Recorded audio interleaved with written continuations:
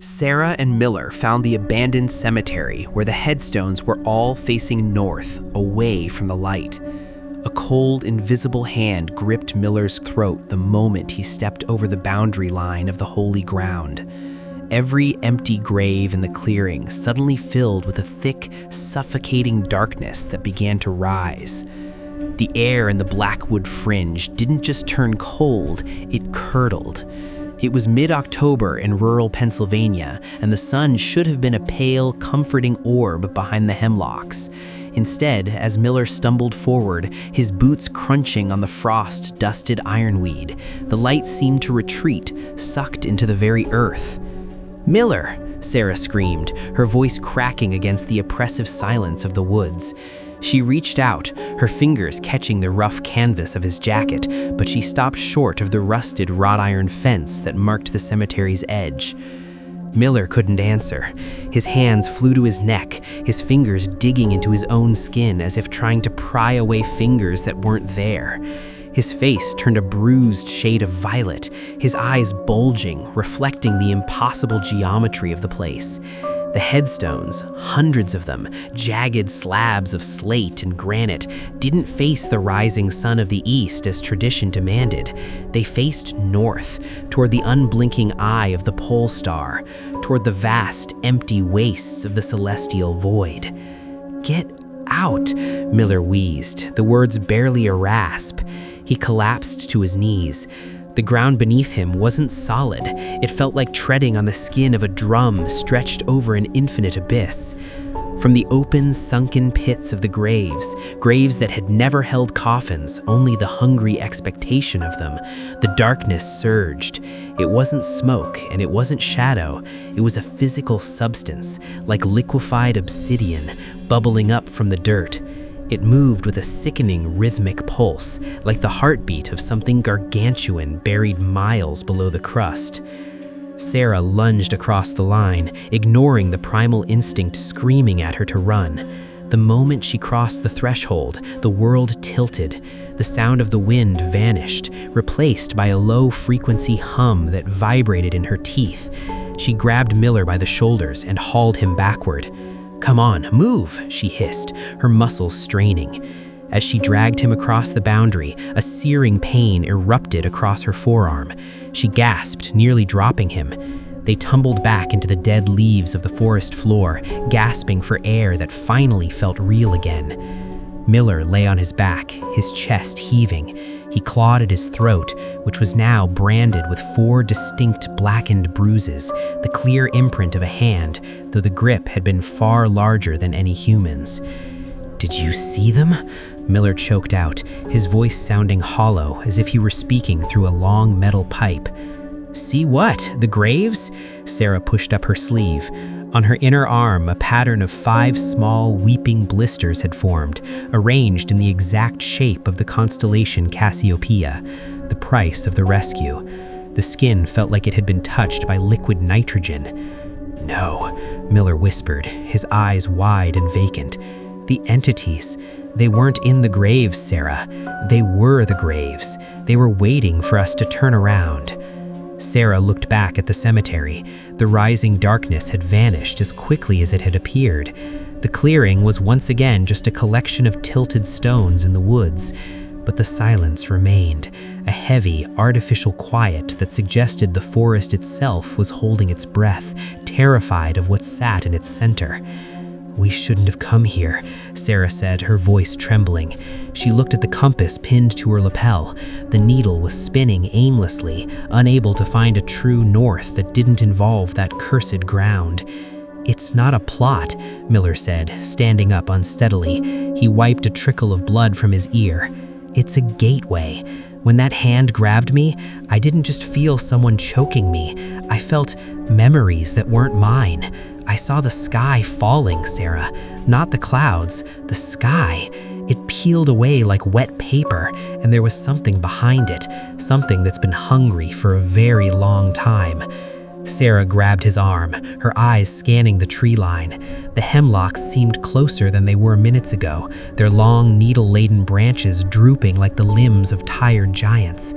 "We need to get back to the Chevy, now." "It won't matter," Miller said, though he started walking, his gait heavy and awkward. "The moment we crossed that line, we stopped being visitors. We became debts." As they hurried through the thickening fog of the Blackwood fringe of the Pennsylvania woods, Sarah felt a phantom weight on her shoulder. Every few steps, she glanced back, certain she would see a tall, elongated figure standing amongst the trees. She saw nothing, but the sensation of being watched didn't come from the woods, it came from the ground beneath her. The cosmic indifference of the place was more terrifying than any ghost. This wasn't a haunting by the disgruntled dead, it was an intrusion of a reality that didn't recognize human life as anything more than fuel. They reached the dirt trail where their truck was parked, but the vehicle looked wrong. The blue paint seemed muted, the windows coated in a fine gray ash that hadn't been there an hour ago. Sarah fumbled with her keys, her hands shaking so violently she dropped them into the mud. "Sarah," Miller said, his voice flat. I've got them, she muttered, reaching down. "Sarah, look at the tires." She froze. The truck wasn't sitting on the dirt. The rubber of the tires had begun to sink into the earth, not because the ground was soft, but because the metal and rubber were being absorbed. The soil was rising up like a slow-moving tide, claiming the machine. And there, standing in the middle of the trail they had just walked, were the headstones. 3 of them, jagged, north-facing slabs of slate that definitely weren't there when they arrived. They had followed them out of the cemetery. "The silent congregation," Miller whispered, the bruises on his neck beginning to glow with a faint, sickly luminescence. A low, guttural moan echoed through the woods, not a human cry, but the sound of tectonic plates grinding together. The shadows of the trees began to stretch toward them, elongated and sharp. As the sun above them didn't just set, it seemed to be extinguished by an invisible hand. "Run," Sarah breathed, grabbing the keys and abandoning the truck. "Miller, run!" But as they bolted into the dark, Sarah realized with a jolt of pure horror that no matter which direction they turned, the wind was always blowing from the north, and the smell of damp, freshly turned earth was getting stronger. Sarah and Miller found the abandoned cemetery where the headstones were all facing north, away from the light. A cold, invisible hand gripped Miller's throat the moment he stepped over the boundary line of the holy ground. Every empty grave in the clearing suddenly filled with a thick, suffocating darkness that began to rise. The air in the Blackwood pines didn't just turn cold, it stagnated, as if the oxygen had been replaced by the dust of crushed bone. Miller's boots skidded on the frost-slicked needles as he fell to his knees, his hands clawing at an invisible ligature. His face shifted from a panicked flush to a bruising purple. "Miller!" Sarah screamed. She lunged across the rusted iron perimeter, her hands catching his denim jacket.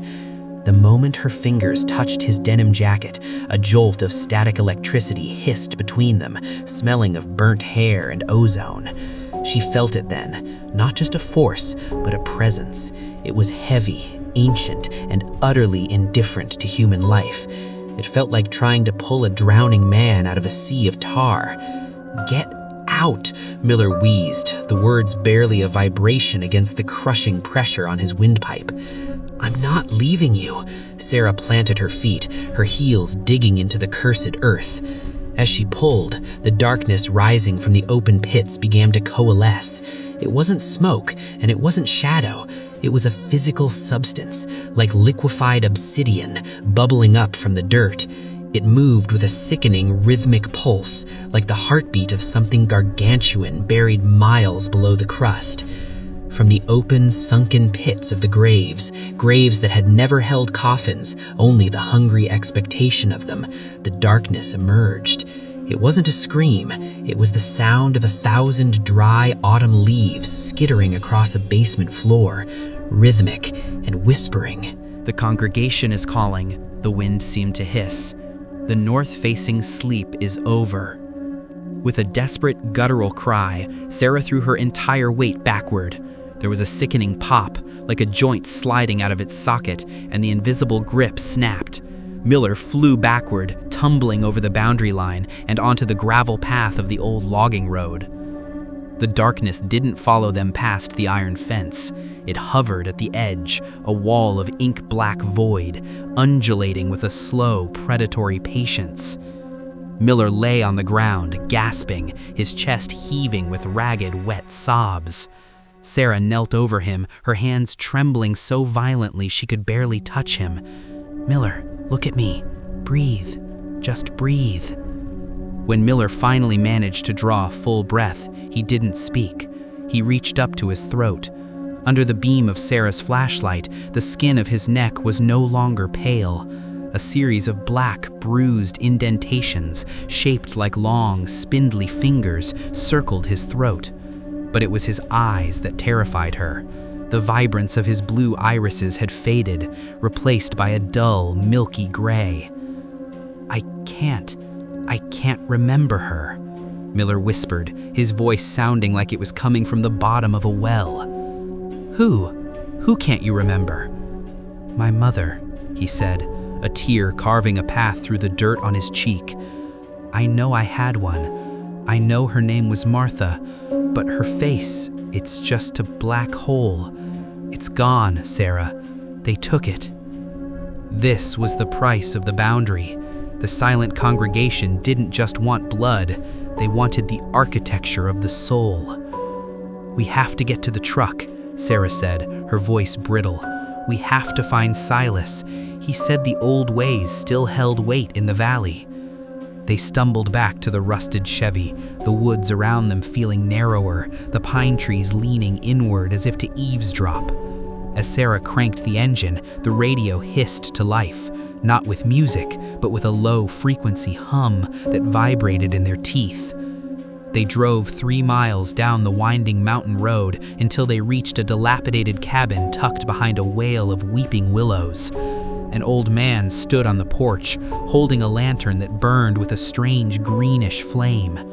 This was Silas, a man whose family had lived in the Pine Barrens since the days when the maps were drawn in blood. Silas didn't wait for them to speak. He looked at Miller's throat and spat into the dirt. "You stepped over the line. You offered a seat to the unspoken, and they took the chair." "He's losing his memories, Silas," Sarah pleaded as she helped Miller onto the porch. "His eyes, what's happening to him?" "He's becoming a vessel," Silas muttered, ushering them inside. The cabin smelled of dried sage and old copper. "The things in that cemetery, they aren't ghosts. They are the leftovers of something that existed before the stars knew their places. They're hungry for identity. Every memory they steal is a brick in the wall they're building between our world and theirs." Silas grabbed a heavy leather-bound book from a shelf and slammed it onto the wooden table. "You think you escaped? Look at the shadows, girl." Sarah looked down. Under the flickering light of the green lantern, her shadow on the floor looked normal, but Miller's shadow was wrong. It wasn't attached to his feet. It sat 3 inches away, crouching on the floor like a separate entity, its head tilted at an impossible angle, watching them. The horror doesn't stay in the dirt. It hitches a ride. Suddenly, the cabin windows rattled. The temperature plummeted. Outside, the trees began to thrash, though there was no wind. From the darkness of the woods, a voice called out. It sounded exactly like Miller's mother, the mother he could no longer remember. "Miller, honey, come back to the garden. It's so cold in the dark." "Don't you listen to it," Silas barked, grabbing a handful of salt from a jar. "That ain't your kin. That's the congregation wearing her voice like a stolen coat."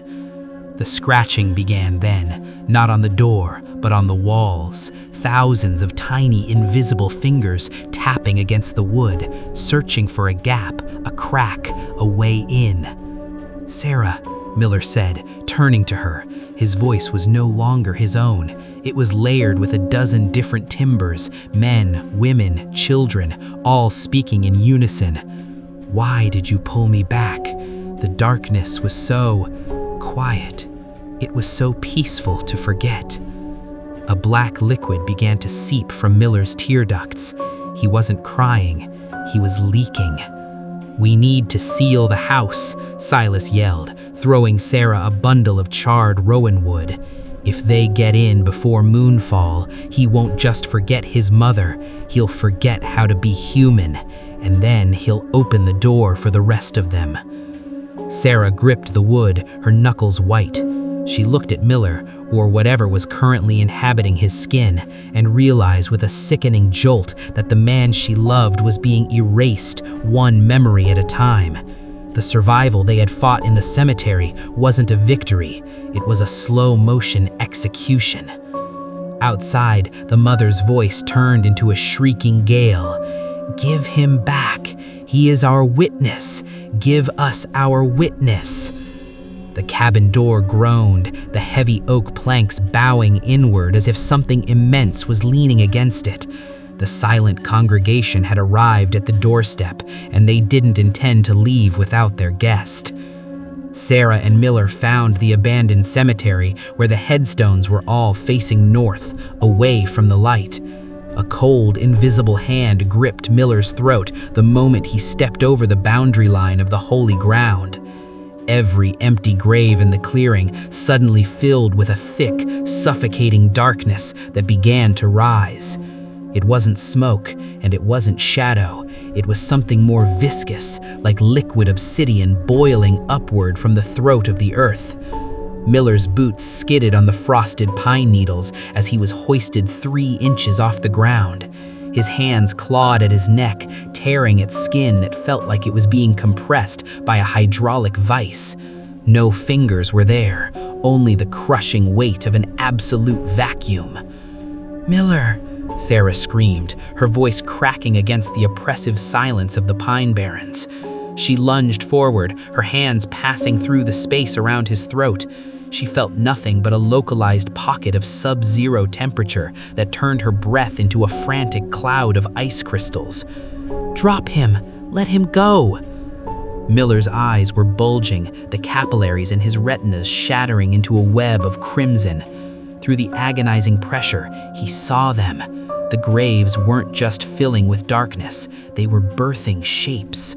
Tall, impossibly thin silhouettes stood in the open pits, their limbs elongated like pulled taffy. They had no faces, only smooth, pale membranes where features should have been. This was the silent congregation, the cosmic leftovers of a world that existed before the sun was ever ignited. "The journal," Miller wheezed, the sound a wet, rhythmic clicking in his crushed windpipe. "Sarah, the 7th verse." Sarah fumbled with her heavy canvas jacket, pulling out the leather-bound book they had stolen from the cellar in Arkham. The pages were brittle, smelling of salt and ancient rot. She knew the rules of this place. In the hierarchy of the great unmaking, nothing was given for free. To break a grip from the void, a tithe had to be paid. "I see them, Miller. I see the things in the graves," Sarah cried out, her eyes darting across the cryptic Latin and the jagged geometric symbols that hurt her brain to look at. The darkness from the graves had reached the height of the headstones now. The air grew heavy with the smell of ozone and wet copper. One of the faceless figures drifted towards them, its movement jerky, like a film missing half its frames. It didn't walk, it simply displaced the reality around it. "To release the flesh, surrender the light of the mind," Sarah read, her voice trembling. She looked at Miller, who was turning a terrifying shade of bruised purple. "Miller, I have to do it. The book says there's a price." "Do it," Miller said, gasping. Sarah placed her hand on the cold stone of a north-facing marker and screamed the incantation.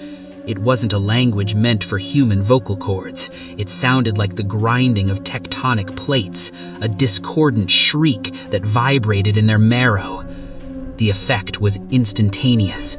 The invisible hand around Miller's throat vanished, and Miller collapsed into the dirt, coughing violently, drawing lungfuls of the poisoned air.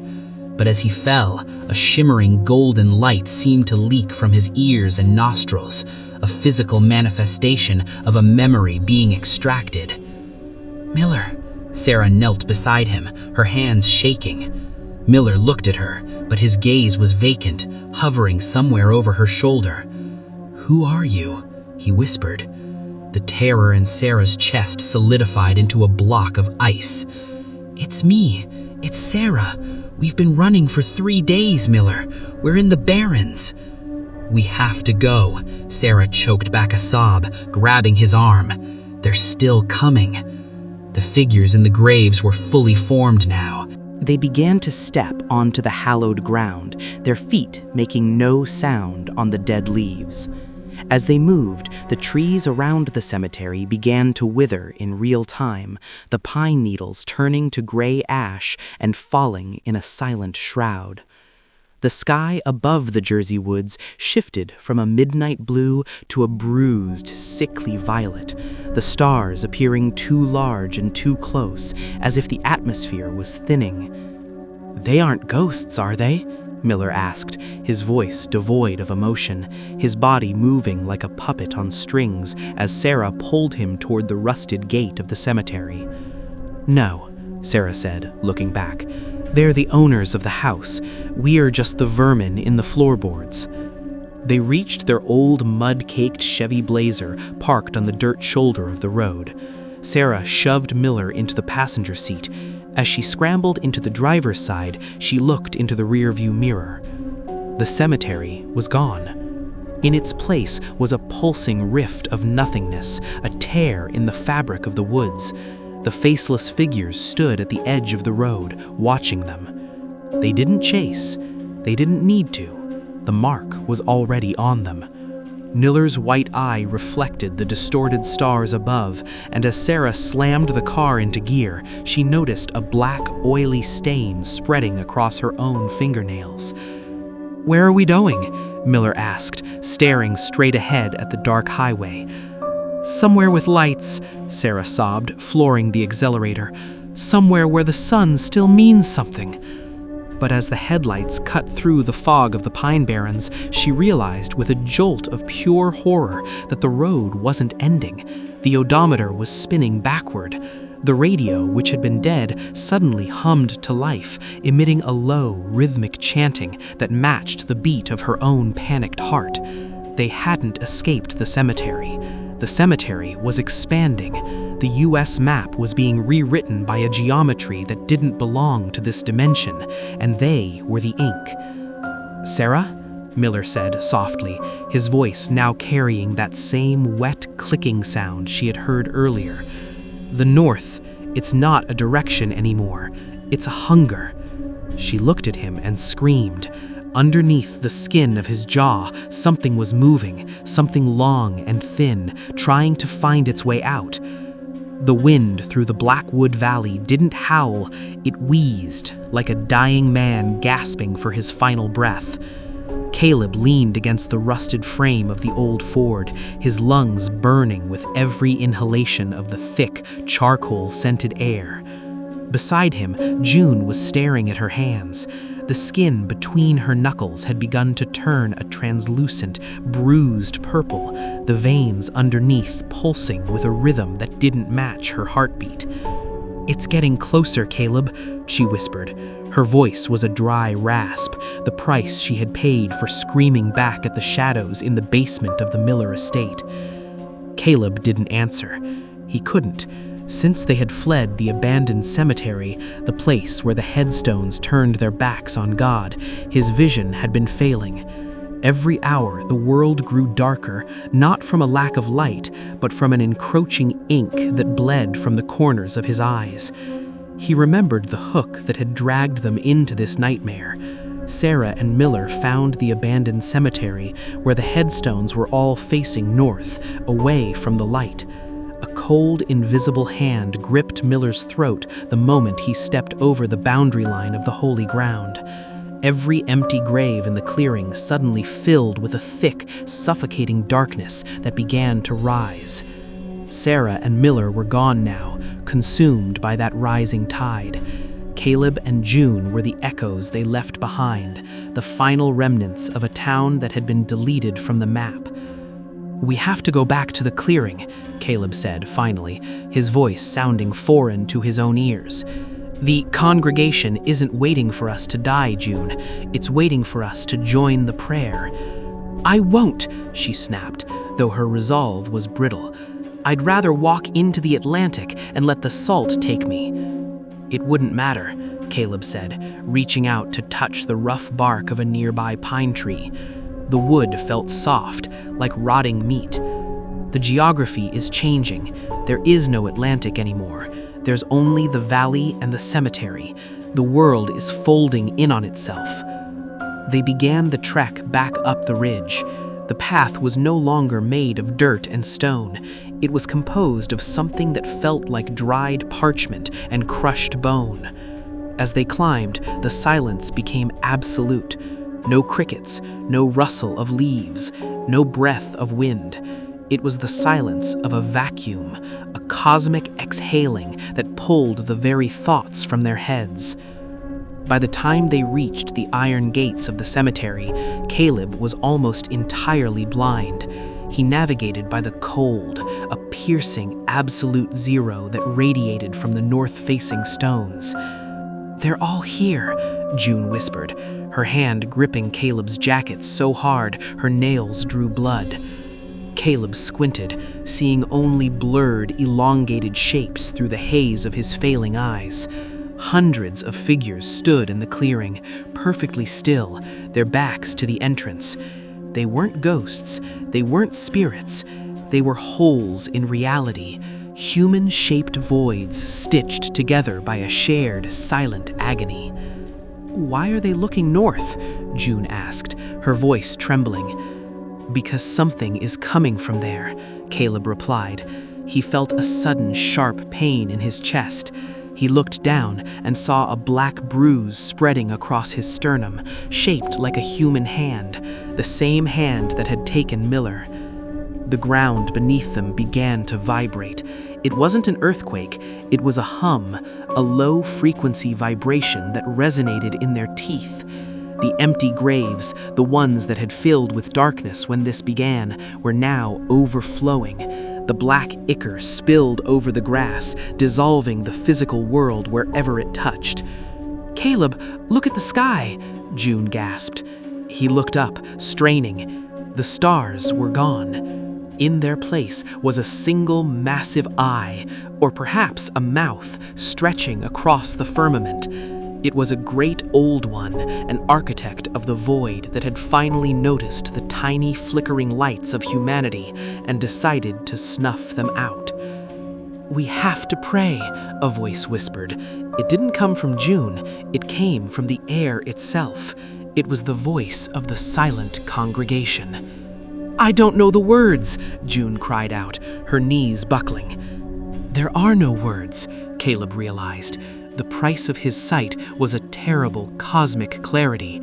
The prayer is the silence. The prayer is the end. One by one, the figures in the cemetery began to turn. Their faces were smooth, featureless masks of gray skin. As they turned, Caleb felt his own features begin to slide. His nose, his lips, his eyelids, they were melting into the singular blank identity of the congregation. "June, run!" Caleb tried to say, but his mouth wouldn't open. His jaw had fused shut. June didn't run. She couldn't. The darkness from the graves had reached her ankles, anchoring her to the cursed soil. She looked at Caleb, her eyes wide with a final human terror, before the gray skin crawled up her neck and over her mouth. The survival they had fought for was a lie. There was no escape from a predator that operated on a scale of eons and galaxies. The US, the town, the names they once carried, they were all being digested by the entity that sat at the center of the North. As the last of the light vanished from Caleb's world, he didn't feel pain. He felt a profound, terrifying emptiness. He took his place in the front row, his body turning north to face the great void. He was no longer Caleb. He was a syllable in a silent word. The cemetery was full now. The graves were empty because the bodies were standing. And as the darkness rose to cover the trees, the mountains, and the world beyond, the silent congregation began its eternal, wordless scream.